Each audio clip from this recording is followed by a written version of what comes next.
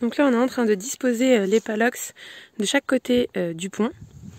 Et ensuite j'aimerais qu'il y ait une arche ici pour pouvoir mettre des grimpantes. Et donc là j'aime bien ce spot parce que derrière il y a les canards, les ruches qui sont là-bas. Et vue sur la vallée. Donc là le but ça va être de surélever un petit peu pour les cultures juste qui craignent un petit peu les souris. Et aussi ce que je voulais faire, parce que là en fait on n'a pas du tout de sol à cet endroit, c'est que de la pierre. Donc on a vraiment du mal à creuser. Là on a voulu les enterrer un petit peu et déjà ça c'est compliqué. Donc voilà, donc ils sont faits comme ça. Là j'ai commencé à mettre un peu de grillage juste pour pas qu'ils montent. Et ce que j'aimerais bien faire, je sais pas si ça va marcher, mais une fois que ce sera rempli de terre, ça serait planter des petits fraisiers dans les interstices là, pour que en gros la totalité de la terre qui est à l'intérieur soit valorisée, on va dire entre guillemets, voilà. Donc là en fait je pense que vous reconnaissez, ça c'est mon jardin que je cultive les autres années, et là on a vraiment décidé d'agrandir parce qu'on a vraiment plus assez de place.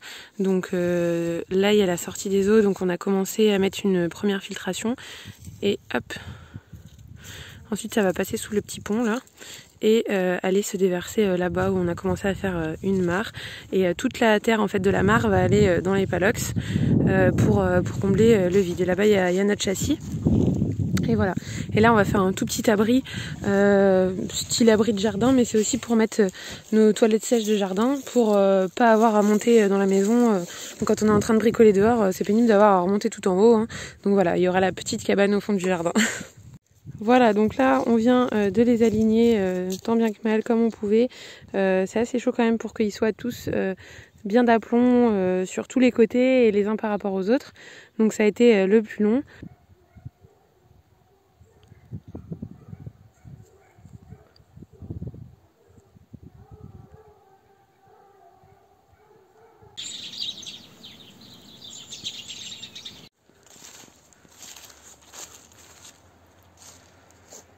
Les baies de genévrier que je vous avais montrées au printemps qui étaient vertes sont noires, donc elles sont mûres, on va pouvoir les ramasser.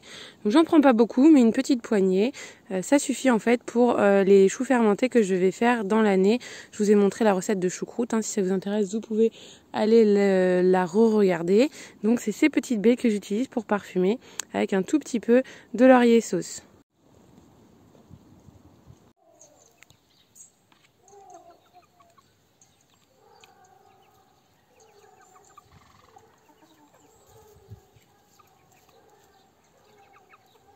Donc là, je suis en train de fermer les petits pots de yaourt que j'ai fait.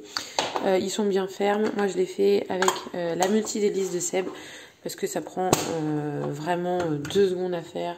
C'est hyper simple et surtout, on les rate jamais. Ils sont prêts en 12 heures. N'oubliez pas à chaque fois de garder un yaourt pour refaire une tournée. Nous, on prend le lait à la ferme et c'est le monsieur de la ruche qui dit oui qui nous l'amène. Donc voilà, il l'amène à domicile. Donc on reçoit le lait le samedi. Le samedi, je fais ma tournée de 12 pots.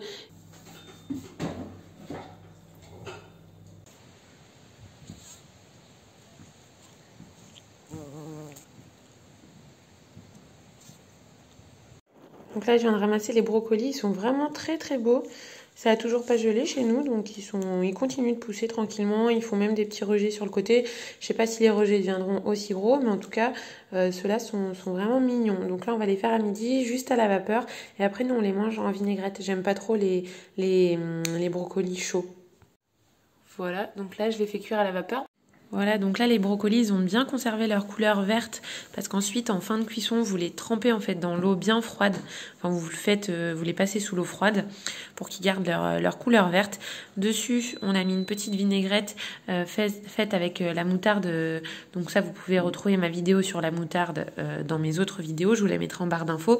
Et pareil dessus j'ai saupoudré avec du jaune d'œuf que j'ai fait dans ma dernière vidéo en saumure. Là, on a encore de la menthe, donc là, j'en ai coupé un gros bouquet à faire sécher pour les tisanes du matin, puisque maintenant, on ne prend pratiquement que de la menthe ou alors du thym citron ou de la mélisse, mais c'est vraiment les 3 plantes qu'on va apprécier au petit-déj. Donc là, je vais faire sécher tout ça. Donc là, je l'ai attaché avec une ficelle et maintenant, je vais aller le suspendre pour qu'il sèche tranquillement.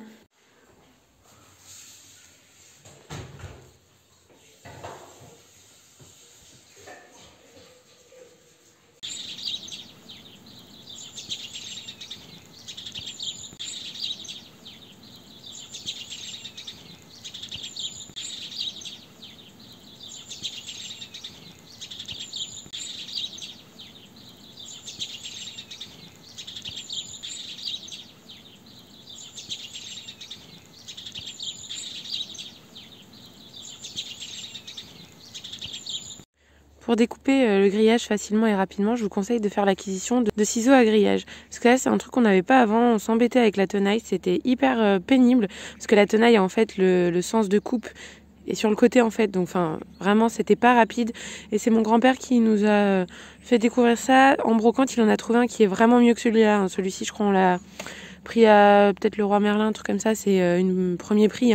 Il coupe, mais le ciseau est plus court, donc c'est plus compliqué en fait d'aller de faire 4 ou 5 trucs de grillage en même temps. Mais il marche quand même très bien, il coupe, mais il va moins vite que l'autre. Donc si vous en trouvez en brocante qui ont un très long bec comme ça, enfin des grands ciseaux, prenez-le, et puis sûrement que ça sera plus solide que ça, mais en tout cas ça déjà c'est bien plus pratique qu'une tenaille pour couper le grillage. Donc là on est en train de commencer à placer les poteaux pour l'arche. C'est vraiment une galère sans nom parce qu'il faut que ce soit vraiment de niveau, et avec les palox qui ont 4 côtés c'est vraiment compliqué. Ouais, sachant que c'est en pente en fait, donc c'est ça aussi la difficulté. Il y a un palox là-bas qui est plus bas, sinon ça aurait obligé à creuser trop et à enterrer trop celui-là, ce qu'on ne voulait pas. Donc on avait mis les palox à peu près de niveau au départ, mais ça ne suffisait pas pour la précision d'une arche, parce que sinon en fait si vous voulez, comme c'est en hauteur, toutes les approximations que vous allez faire, ça va être horrible visuellement. Donc il faut vraiment que ce soit de niveau dans tous les sens absolument. Donc voilà, on a passé beaucoup de temps à faire ça.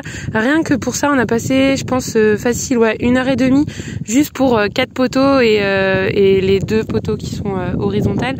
On a vraiment passé du temps parce que c'était du réglage avec le niveau pour que tout soit bien droit. Parce que bien sûr, si c'est pas d'aplomb d'un côté, et bien après ce truc là se pose pas à plat dessus. Enfin bref, on a vraiment galéré. Ça c'est vraiment le genre de chantier à embrouille.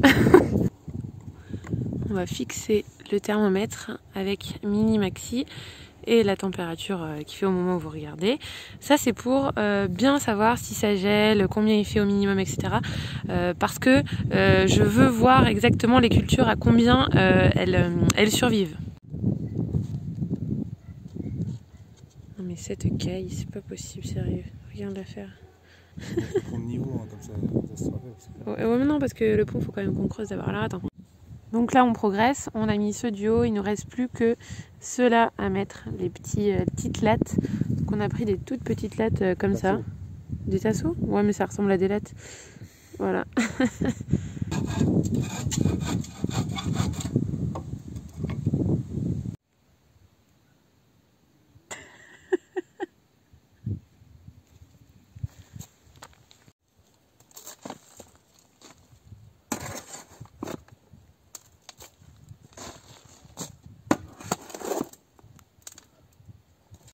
Donc là, dans les fentes, de l'autre côté, on a mis une bâche.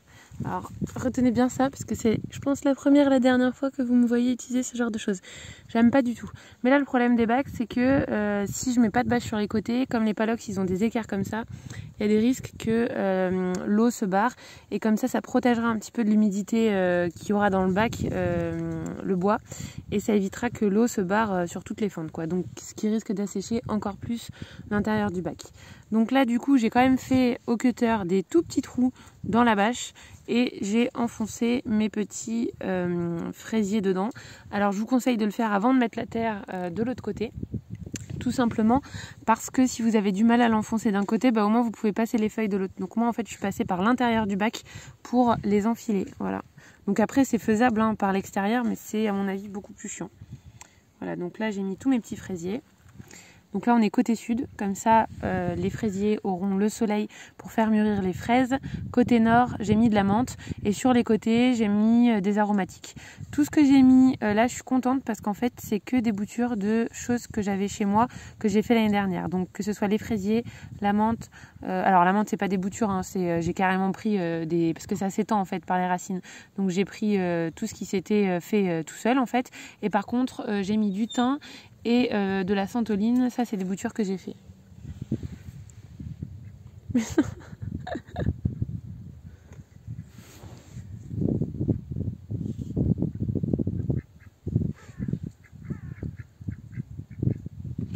C'est quoi cette tête? Sérieux? C'est quoi cette tête, Mimi?